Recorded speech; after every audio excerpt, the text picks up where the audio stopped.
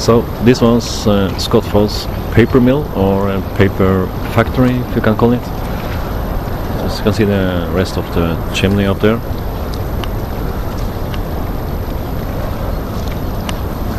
They made paper here for almost a century.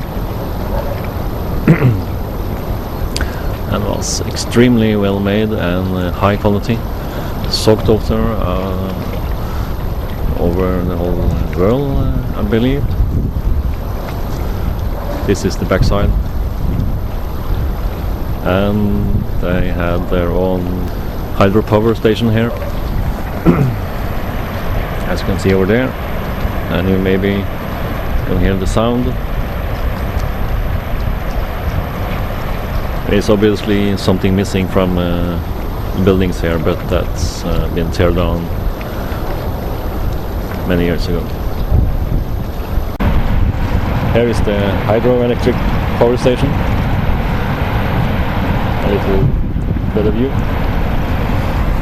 and more distant view from the paper mill. Up there we have administration building. It's still standing, almost intact. Director Angle Smith will pass into history as the driving force behind Skotfoss Brug and industrial site Skotfoss. Union business in Skotfoss had been Europe's largest paper mill, and it was then natural that the head office was here. It was constructed in 1903. The architecture of the office building, called Neo-Baroque wrought iron railing, was made at the factory. Inside the building there are beautiful paintings and decorations on the walls. This technique is called fresco technique. Somewhere in Europe there is an identical building with office building Skotfoss Union 100-year anniversary in 19... The companies who own this factory built lots of housing for the workers. Up there you can see some of them. The company owned houses, and the workers only paid rent, so I think it was really rather cheap to live here. And what do we have here? A little rail cart. And you may thinking, what is a rail cart doing around here? Almost in the woods. Well, the first ever built electric railroad was built here. It was the first in Northern Europe or whole Europe, I don't know. I may check up that later. And I used those to transport all the finished paper onto boats a few kilometers down this track. And it's, you can see it, a little rail down there. A tiny little plaque with some information in Norwegian. What's going on here from 1872 to 1954. Skotfoss Bruk, or the paper mill, was started up in 1892.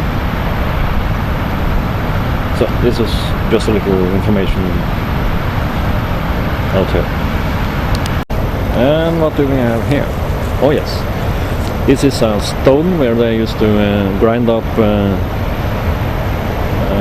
lumber into powder, and that powder was used in the paper production. So this was an old stove, and I now use it as a table. Here you have a little bit more modern hydroelectric power station.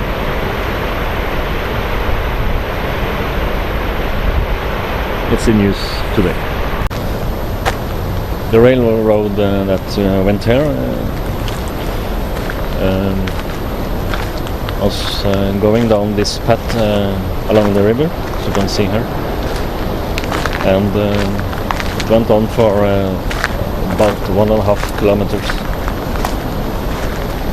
And here we come to another rail cart and some piece of rail track. And you see another grinding stone as they use a table. This was a turning point in the track. Went through a curve here and further on down alongside the river. The river is a bit smoother here, as you can see. Not that much sound. It's actually extremely nice here.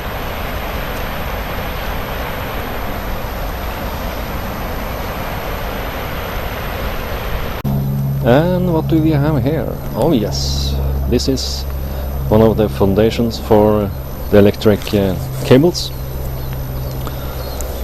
We have one there and we have one over there, if you can see it.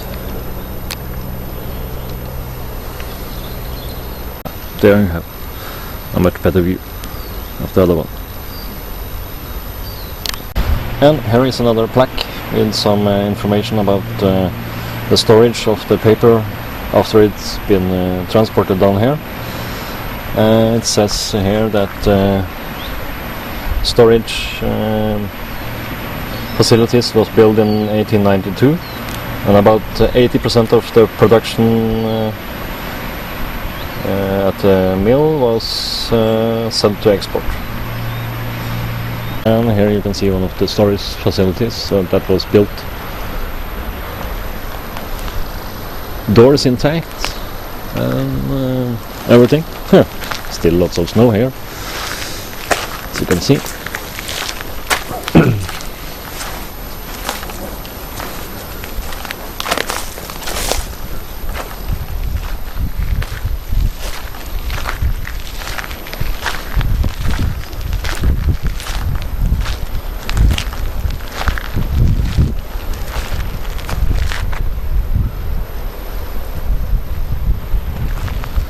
We are closing in on the end of the rail track, and here is another storage, rather large, about 100 meters long, with lots of room.